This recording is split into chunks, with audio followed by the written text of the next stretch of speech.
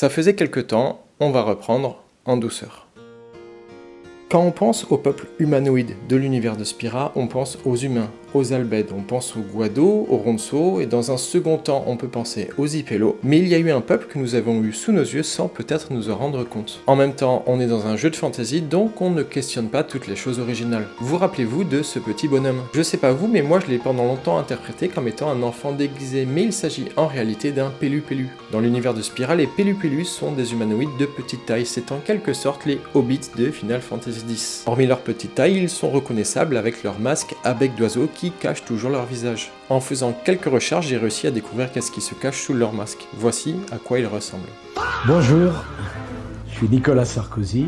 En fait non, il n'y a pas d'informations sur leur visage, du moins pour les Pelus de Final Fantasy X. Pourquoi ces becs d'oiseau et pourquoi chez tous les Pelus? Je crois qu'il n'existe pas de réponse à cette question. La réponse se trouve peut-être dans Final Fantasy X-2, ça fait longtemps que je n'ai pas joué à ce jeu, donc si j'ai raté quelque chose, si j'ai oublié quelque chose, n'hésitez pas à me le dire. L'exemple des Pelus montre que la diversité sur Spira va au-delà des peuples qui font l'histoire principale du jeu. Dans la même idée, je vous invite à tourner votre regard vers les musiciens de Final Fantasy X. Certains sont des humanoïdes oiseaux, d'autres crapauds, d'autres souris.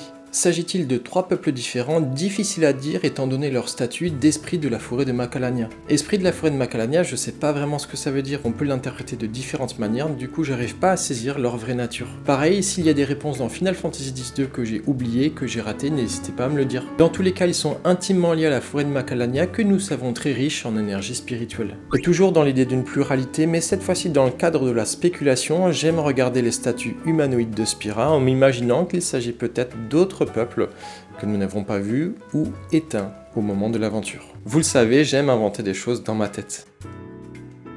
Je voulais faire cette petite vidéo pour me remettre en selle, car j'ai tenté plusieurs fois de faire mon retour sur la chaîne, mais avec des gros projets, avec des grosses vidéos bien travaillées, avec beaucoup de montage, et au final ça me prenait tellement de temps que ça a fini par me décourager. Ça a été l'un des problèmes de la chaîne qui explique pourquoi il n'y a pas eu de vidéo pendant plus de 3 ans, parce que je me disais que je devais faire des choses très qualitatives ou rien. Mais à vouloir faire des choses trop bien et ne pas y arriver, j'ai fini par ne plus rien faire. Dans ce contexte, ne plus publier de vidéos me faisait de la lourdeur, et essayer de faire des vidéos mais ne pas y arriver comme je voulais me faisait également de la lourdeur. Dans les deux cas, c'était désagréable et au final, j'ai fini par fuir. Je vous ai fui vous, mais aussi les vidéastes avec qui j'avais sympathisé. Je me suis complètement déconnecté de la sphère travel. Est-ce que je suis de retour? Ne parlons pas trop vite, car je vous ai plus habitué à l'irrégularité que la présence.